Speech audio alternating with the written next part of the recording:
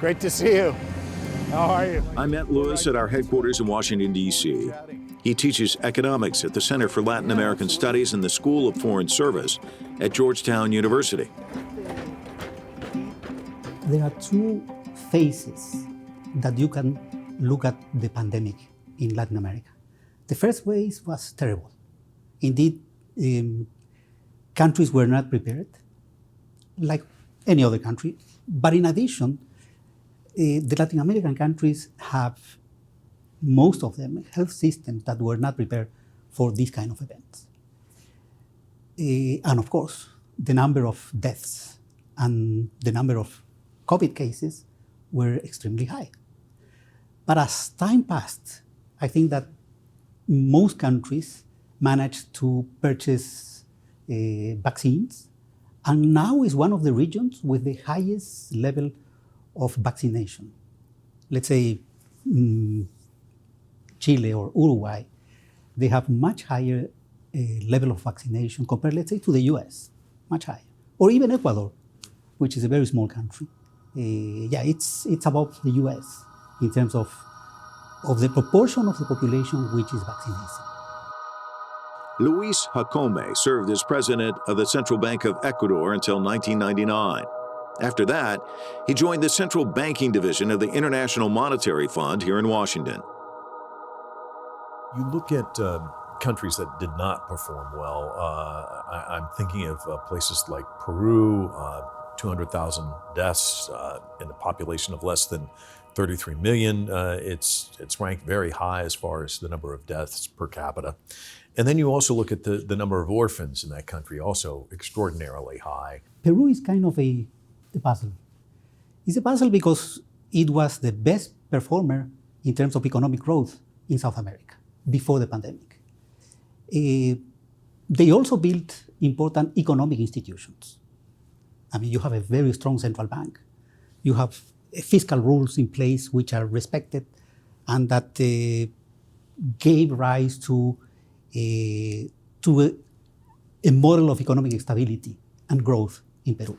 But apparently, that economic growth didn't trickle down to lower income sectors of the population.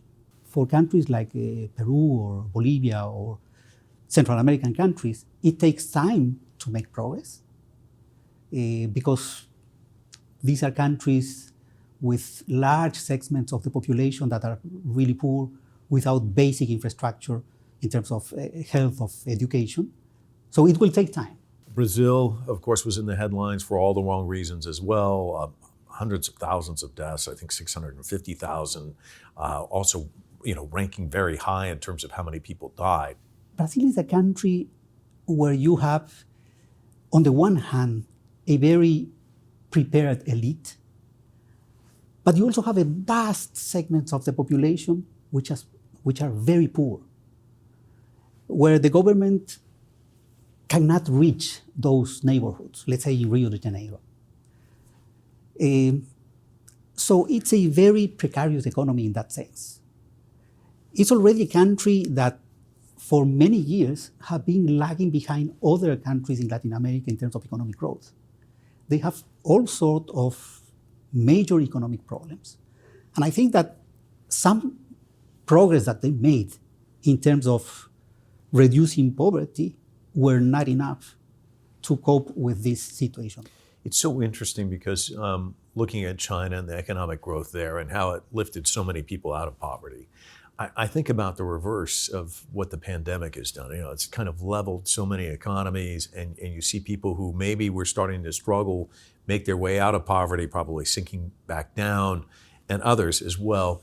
Give me your sense of that with regards to the region. The level of poverty prior to the pandemic and what we're likely to see once we get to the other side, whenever that is. The level of poverty in Latin America declined before the pandemic to a great extent because the major countries in Latin America, except Mexico, are what is called commodity exporters. And you had a super cycle of high prices of commodities throughout about 10 years. And that benefited a lot Latin America, and in particular, South America. Think about Chile, Peru, Argentina, Colombia, Ecuador. All those countries are commodity exporters. So they received significant amount of money, and that helped reducing poverty. The problem is that commodity prices have cycles. And after more or less 2015, commodity prices started to decline. And what happened is that most Latin American countries were not prepared to cope with the declining phase of the commodity prices. The Development Bank of Latin America is funding 2 projects to boost the technological transformation in the region. A digital interconnection hub in Panama that meets the needs of South America and Central America, and the construction of the first underwater cable between Latin America and Asia Pacific. That will be the first digital gateway across the Pacific. How do you evolve your economy, though? What you're describing, it's good and it's bad, and the bad part is you've got to evolve. How do they go about doing that? And do you see any models in the region where they get it and are saying, look, we've got to make these changes? Let me tell you that if you look at what is the potential, what is called potential output, in other words, what is the potential capacity of growth that Latin America has. And it's about an economic growth of about 2-3%. If you compare that with Indonesia, the Philippines, Malaysia, those countries have a capacity to grow twice as much as Latin America. Why is that? Because productivity, which is the capacity or the efficiency that countries have to produce, is much higher in Asia than in Latin America. And why is that? Because Asia has invested in industries, in economic activities that use technology, that use cutting-edge technology. Latin America has not invested enough in technology. So if we want to move to a higher level of living conditions, if we want to move to a more technological economy, that is costly, and you have to pay for that, because you have to pay for research and development. You have to pay universities to do research, and that is costly. And we have to decide that we want to pay those taxes. At the same time, there is some sort of distrust on the governments in Latin America, which is the opposite of what happens in Asia. Opponents of the International Monetary Fund see this institution as a bad cop, demanding harsh austerity measures in Latin American countries that face debt problems. But because of COVID-19, these governments are finding arguments for less austerity, more growth measures, and a fairer social distribution. She's pretty much involved on U.S. economic issues. Yeah. And you had mentioned the World Bank earlier. What's going to be the role of banks as we emerge from the pandemic in the region as far as recovery, do you think?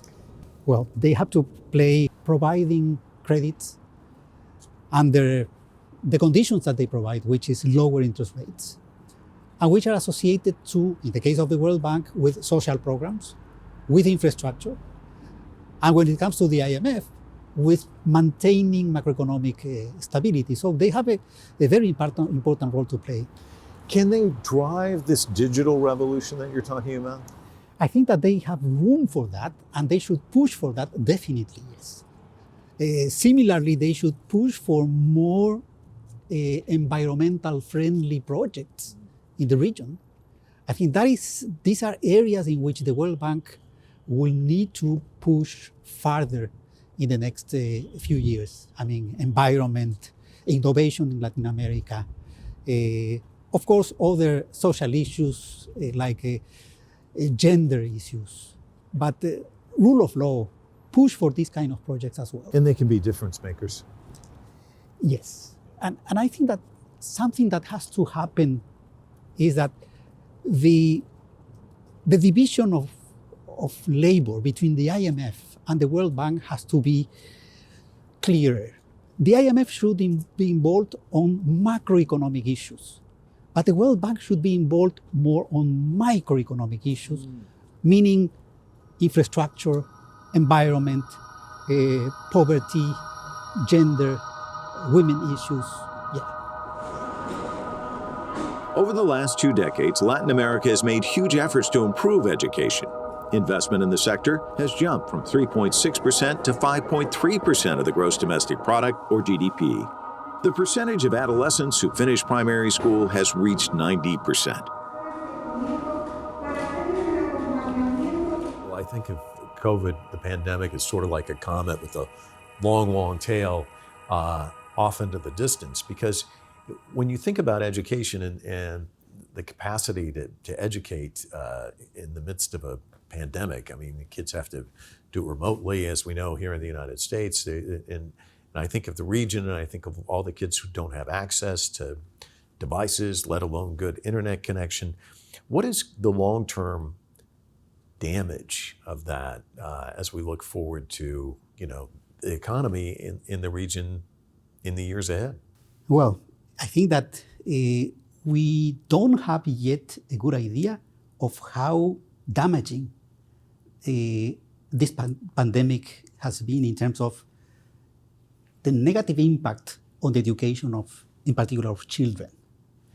These 2 years have been already measured as a significant cost for those children in terms of learning. But we are not out of the woods yet with respect to the pandemic. So there are some countries in Latin America right now, and even here in some states in the US, that had to close schools. So we are not back to a normal situation. So you have a group of I would say, a generation of students, in particular from the poorest segments of the society, that are lagging behind. So you are creating more inequality within the society, but you're also creating more inequality between rich and poor countries worldwide. Because obviously, think about Africa or Latin America, where vast segments of the population don't have, as you said, access to internet connections or to a computer to be connected with the school and receive virtual classes. Let me ask about remittances. How's that going to play into the recovery, do you think? I think that they help a lot. And that's what we are seeing in Central America, which is the sub-region that receives significant amounts of remittances. If you look at the projections of economic growth in 2022, Central America is projected to do very well. If we want to have a world that lives in peace, we have to come together to find solutions to this increasing inequality. And we haven't mentioned it, but the other thing is that if you have a country that is extremely rich on the one side and extremely poor on the other side, you may also have problems with the environment. You can hardly come together to fight against the deterioration of the environment. So the pending tasks are huge for the world in general. No matter how rich and how poor our countries, we have to come together to sit and try to find a better way of coexisting without these increasing differences between countries. We'll leave it there. Thank you so much. Thank you.